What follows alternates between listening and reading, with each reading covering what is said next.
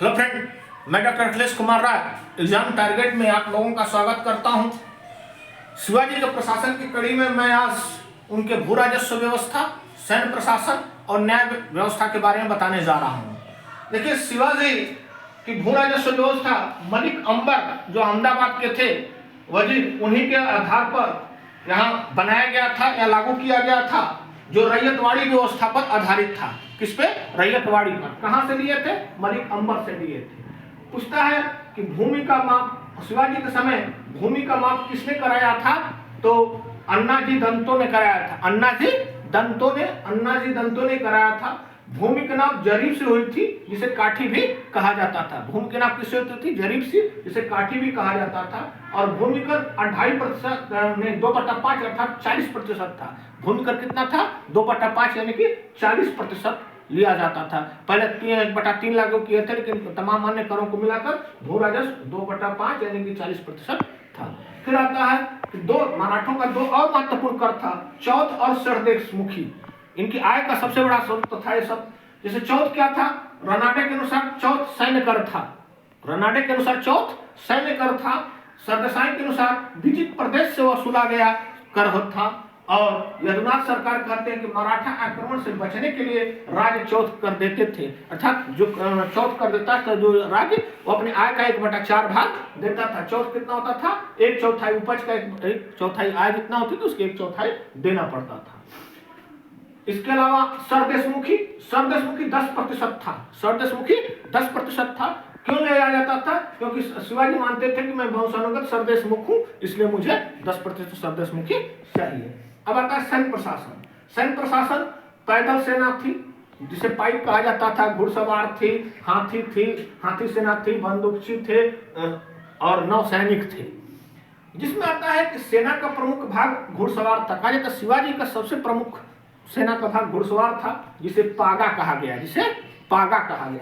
आता है कि 25 सैनिकों के ऊपर एक हवलदार होता था। 25 सैनिक के ऊपर एक हवलदार। पूछता कितने सैनिकों के ऊपर एक हवलदार होता था? तो 25। 5 हवलदारों के ऊपर एक जुमलादार होता था। कितने हवलदारों के ऊपर एक जुमलादार होता था? तो 5 हवलदार के ऊपर एक जुमलादार होता था। 10 जुमलादारों पर एक हजारी होता था। 10 जुमलादारों पर एक हजारी होता था। और 5 एक हजारियों के ऊपर पंच हजारी होता था। 5 एक हजारी के ऊपर पंच हजारी होता था, जिसका वेतन 2000 हुड़ होता था। सर-ए-नौबत सबसे बड़ा सेनापति होता। सर-ए-नौबत घुड़सवार सेना का सबसे प्रमुख होता था। अब आता थे घुड़सवार सेना 2 प्रकार के होते थे। एक बरगीर होते थे और एक सिलेदार होते थे। घुड़सवार सेना में 2 भाग होते थे, बरगीर और सिलेदार। बरगीर वो सैनिक होते थे जिनको सरकार घोड़ा, हथियार आदि उपलब्ध कराती थी। बरगीर सैनिकों को कौन हथियार आदि देता था? तो सरकार देती थी। और सिलेदार सैनिक स्वयं अपनी सारी अस्त्र शस्त्र की व्यवस्थाएं स्वयं करते थे, उन्हें सिलेदार कहा जाता था। पैदल सेना को पाइक कहा जाता था। पैदल सेना को पाइक कहा जाता था। और पाइक के अधीन नायक पाइक होता था। एक नायक के अधीन 9 सैनिक होते थे।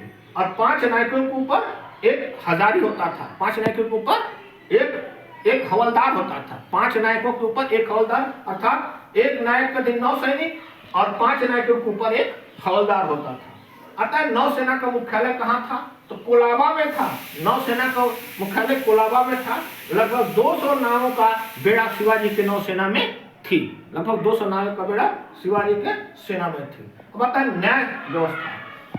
शिवाजी की न्याय व्यवस्था हिंदू कानून पर आधारित था। गांवों में पंचायतें होती थी, अधिकांश निपटारे पंचायतें कर देती थी।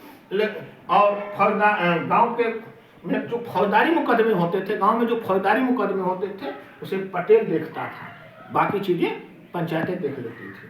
अब आता है शिवाजी स्वयं न्याय करते थे। और अंतिम न्यायालय हुजूर हाजिर मजलिस था, जिसे हुजूर हाजिर मजलिस कहा जाता था, जो अंतिम न्यायालय था जहां शिवाजी स्वयं न्याय करते थे। अब आता है मराठा शासकों में किसे गौ ब्राह्मण प्रतिपालक कहा गया? मराठा शासकों में किसे गौ ब्राह्मण प्रतिपालक कहा गया? शिवाजी को कहा गया है। किसको कहा गया है? शिवाजी को। ये थे शिवाजी के भू राजस्व, सैन्य प्रशासन और न्याय व्यवस्था।